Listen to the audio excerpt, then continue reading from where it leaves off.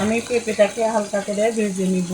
পেঁপে আর পটলটাকে ভেজে নিয়ে তারপরে এটাকে মশলা কষাবো।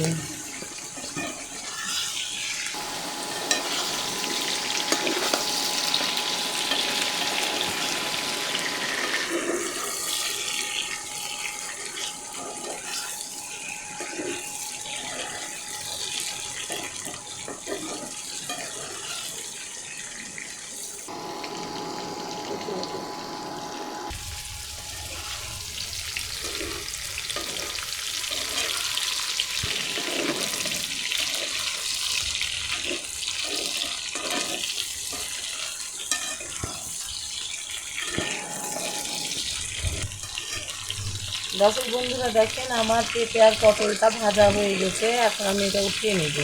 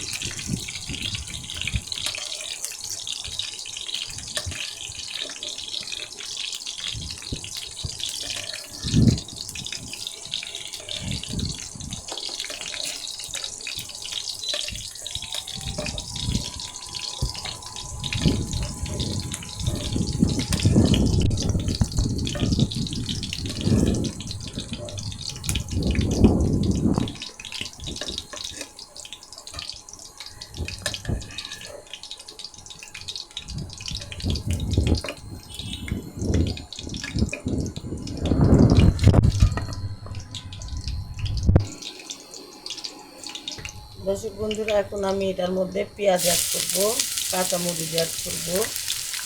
এটা এখন আমি ভালো করে ভেজে নেব।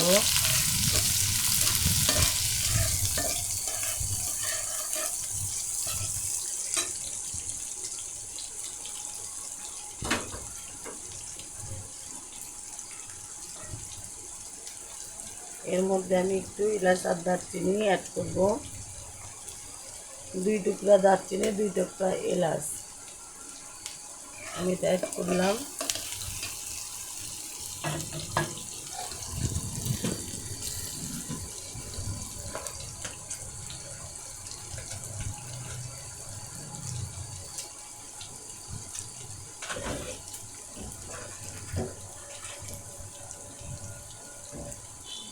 এর মধ্যে আমি তেজপাত দিলাম।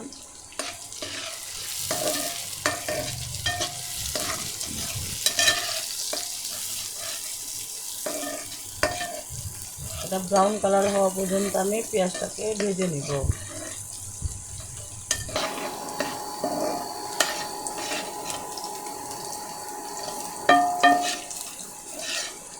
আমার পেঁয়াজটা প্রায় ভাজা হয়ে এসেছে। পেঁয়াজ ভাজা হয়ে গেলে আমি মশলা অ্যাড করবো এর মধ্যে।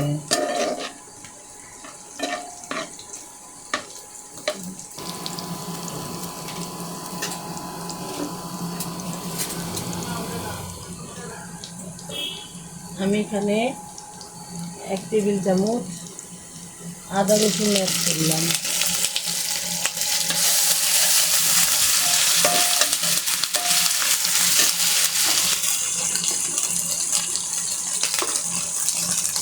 পরিমাণ মতো লবণ দিলাম।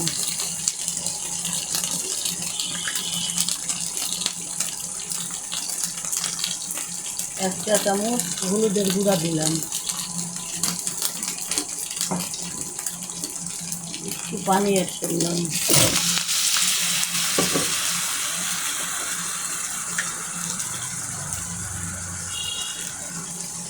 আপনারা যতটুকু ঝাল খাবেন সেই পরিমাণে মরিচের গুঁড়াটা দেবেন।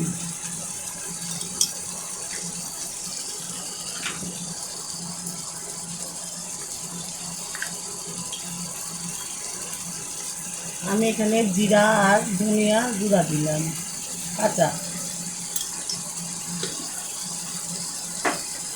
আমি এখন মশলাটা ভালো করে কষিয়ে নেব তেলের পুড়ে না ওঠা পর্যন্ত।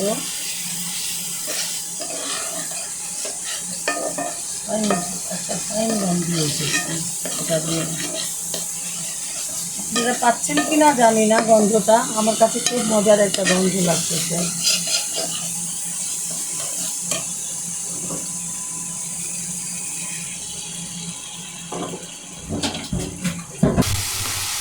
দর্শক বন্ধুরা দেখেন আমার হচ্ছে ইয়েটা, মশলাটা একদম তেলে উঠে গেছে। আমি এখন এখানে পেঁপে আর হচ্ছে পটলটা অ্যাড করে দিলাম। এটা এখন আমি বেশ কিছুক্ষণ কষিয়ে নিব।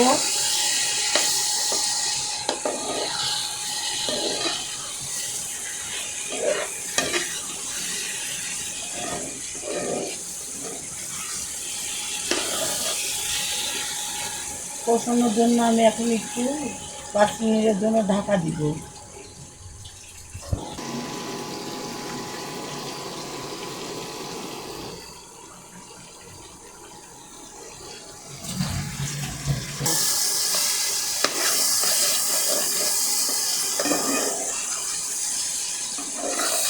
আমি এখানে এখন পানি অ্যাড করব।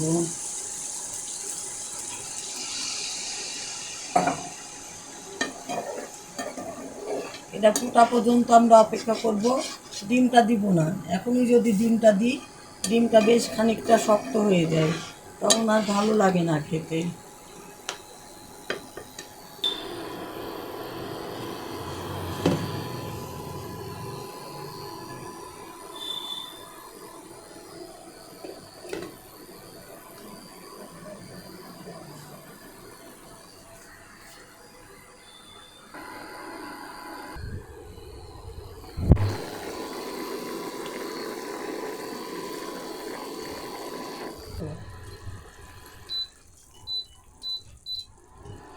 আমি এখন এর মধ্যে ডিমটা অ্যাড করব, তাহলে ডিমটা খুব স্মুথ থাকবে।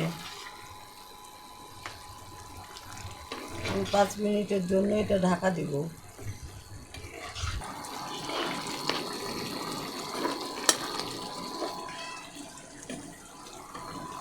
দর্শক বন্ধুরা দেখেন আমার হচ্ছে ডিম পেঁপে পটলটা হয়ে গেছে। এখন আমি এটাকে পরিবেশন করব।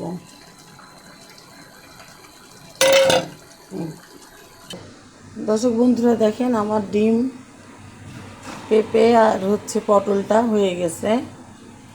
আপনাদের যদি ভালো লাগে সাবস্ক্রাইব, লাইক, কমেন্ট করবেন আর বেশি বেশি করে শেয়ার করবেন। আর আপনারা অবশ্যই আমার সাথে থাকবেন, তাহলে আমি আগাইতে পারবো ইনশাল্লাহ।